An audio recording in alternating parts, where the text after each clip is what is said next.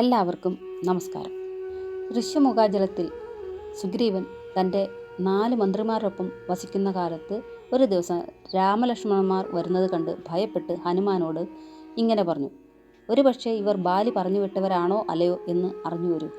ആഞ്ജനേയൻ രാമലക്ഷ്മണന്മാരുടെ സമീപത്ത് ചെന്ന് വിവരം തിരക്കിയപ്പോൾ അയോധ്യാപതി ദശരഥനന്ദനായ രാമനും കൂടെയുള്ളത് സഹോദരൻ ലക്ഷ്മണനാണെന്നും രാമൻ പറഞ്ഞു. പത്നിയായ സീതയെ രാക്ഷസൻ അപഹരിച്ചു കൊണ്ടുപോയെന്നും സീതയെ തിരക്കി ഇറങ്ങിയതാണെന്നും പറഞ്ഞു.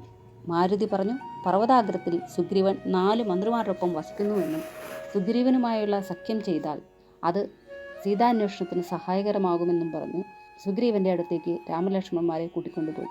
സുഗ്രീവൻ്റെ മന്ത്രിയായ ആഞ്ജനേയനാണ് ഞാനെന്നും പറഞ്ഞ് രാമലക്ഷ്മണന്മാരെ സുഗ്രീവൻ്റെ അടുത്തേക്ക് കൂട്ടിക്കൊണ്ടുപോയി. സുഗ്രീവനെ വിവരമെല്ലാം ധരിപ്പിച്ചു. അപ്പോൾ സുഗ്രീവൻ സീതാദേവി ഉത്തിരീയത്തിൽ പൊതിഞ്ഞ് താഴേക്കിട്ട ആഭരണങ്ങൾ കാട്ടിക്കൊടുത്തു. രാമൻ അതീവ ദുഃഖത്തോടെ വിലപിച്ചു. സീതാന്വേഷണത്തിന് സഹായിക്കാമെന്നും പറഞ്ഞു.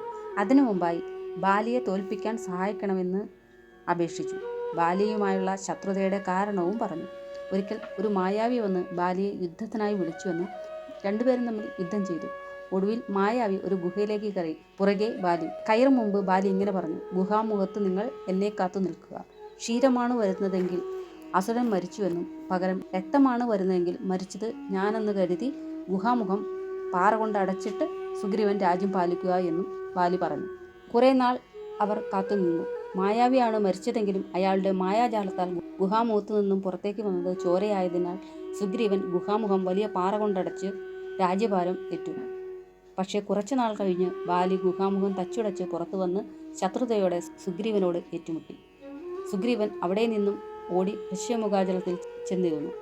ഇവിടെ ബാലിക്ക് ശാപം കിട്ടിയതുകൊണ്ട് ഇങ്ങോട്ട് കയറില്ലെന്നും പറഞ്ഞു. കാരണം പണ്ട് ദുന്ദുബി ഒരു മഹിഷത്തിൻ്റെ വേഷത്തിൽ ബാലിയോട് ഏറ്റുമുട്ടാൻ വന്നുവെന്നും ബാലി ദുന്ദുബിയെ കൊന്ന് ശിരസ് വലിച്ചെടുത്ത് എറിഞ്ഞതാണെന്നും പറഞ്ഞു. മതംഗ മഹർഷിയുടെ ആശ്രമത്തിലാണ് ഇത് വീണതെന്നും ഇവിടെ ഇനി ബാലി കയറിയാൽ ശിരസ് പൊട്ടിത്തെറിക്കട്ടെ എന്ന് ശാപം കൊടുത്തു എന്നും പറഞ്ഞു. അതിനാൽ ബാലി ഒരിക്കലും ഇവിടേക്ക് കയറില്ല എന്ന് അദ്ദേഹത്തിന് ഉറപ്പുണ്ടായിരുന്നു. രാമനെ ദുന്ദുബിയുടെ ശിരസ് കാട്ടിക്കൊടുത്തുകൊണ്ട് ഇപ്രകാരം സുഗ്രീവൻ പറഞ്ഞു: ഈ തലയെടുത്തെറിയുന്നവന് ബാലിയെ വധിക്കുവാൻ കഴിയും. ഇത് കേട്ട് രാമൻ തൻ്റെ തൃക്കാൽ പെരുവിരൽ കൊണ്ട് ദുന്ദുബിയുടെ ശിരസ് 10 യോജന ദൂരേക്ക് എറിഞ്ഞു. ഇത് കണ്ട് എല്ലാവരും അത്ഭുതപ്പെട്ടു.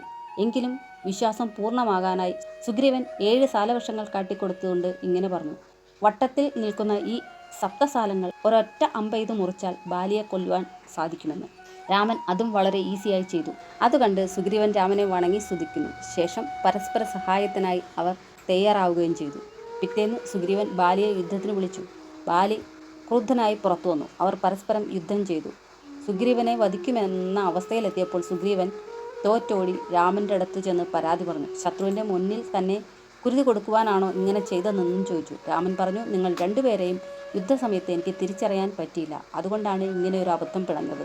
നാളെ ഒരിക്കൽ കൂടി യുദ്ധത്തിന് ബാലിയെ വിളിക്കണമെന്നും അപ്പോൾ ഒരു പുഷ്പഹാരം കഴുത്തിൽ അണിഞ്ഞു വേണം യുദ്ധം ചെയ്യണമെന്നും ആ സമയം തനിക്ക് ബാലിവധം സാധ്യമാകുമെന്നും പറഞ്ഞു. അങ്ങനെ സുഗ്രീവൻ ബാലിയെ വീണ്ടും പോരിനായി വിളിച്ചു. അപ്പോൾ ഭാര്യ താര ബാലിയെ തടഞ്ഞുകൊണ്ട് പറഞ്ഞു: സുഗ്രീവന് രാമൻ്റെ സഹായം ലഭിച്ചിട്ടുണ്ടാകും. അതിനാൽ യുദ്ധത്തിനിറങ്ങുന്നത് ഉചിതമല്ല. പക്ഷേ ബാലി ഇതൊന്നും കേൾക്കാതെ സുഗ്രീവനുമായി ഏറ്റുമുട്ടാൻ തയ്യാറായി. യുദ്ധത്തിനൊടുവിൽ രാമൻ ഒളിയമ്പെയ്ത് ബാലിയെ കൊല്ലുകയും ചെയ്തു. എന്തിനാണ് എന്നെ ഇങ്ങനെ ഒളിയമ്പെയ്ത് കൊന്നത് എന്ന് ചോദിച്ചപ്പോൾ സ്വന്തം സഹോദരനെ ശത്രുവായി കണ്ട് രാജ്യത്ത് നിന്നും ഓടിച്ചതും സഹോദര ഭാര്യയെ വിട്ടുകൊടുക്കാത്തതുമെല്ലാം അതിനുള്ള കാരണങ്ങളാണെന്നും രാമൻ പറഞ്ഞു. ഇവിടെ ഋഷിമുഖാചലം ഋഷി മൂകനും അചലനുമായിരിക്കുന്ന സ്ഥലമാണ്. ഒരു സാധകൻ്റെ ധ്യാനാവസ്ഥയാണിത്. ഹനുമാൻ ഒരു ഗുരുവിൻ്റെ പ്രതീകവും. ഇങ്ങനെ വികാരമാകുന്ന ബാലിയുടെ ശക്തിയെ വിചാരമാകുന്ന സുഗ്രീവനാൽ നിയന്ത്രണത്തിലാക്കി അധികാരത്തിൽ കൊണ്ടുവരാനാണ് രാമൻ ശ്രമിക്കുന്നത്. തലച്ചോറിനെ മുകളിലും ഹൃദയത്തെ താഴെയും ഈശ്വരനും വെച്ചത് ഹൃദയത്തെ തലച്ചോറ് ഭരിക്കുന്നതിന് വേണ്ടിയാണെന്ന് ഉപനിഷത്തുക്കൾ പറയുന്നു. നമ്മിൽ ഉറങ്ങിക്കിടക്കുന്ന മൃഗീയതയുടെ പ്രതീകമായി ദുന്ദുബിയെ കാണാം. സപ്തസാലങ്ങൾ ഷഡാധാരങ്ങളും, അതായത് രാമബാണം കൊണ്ട് ശക്തിയെ ഉണർത്തുകയാണ് ഇവിടെ ചെയ്യുന്നത്. എല്ലാവർക്കും നന്ദി, നമസ്കാരം.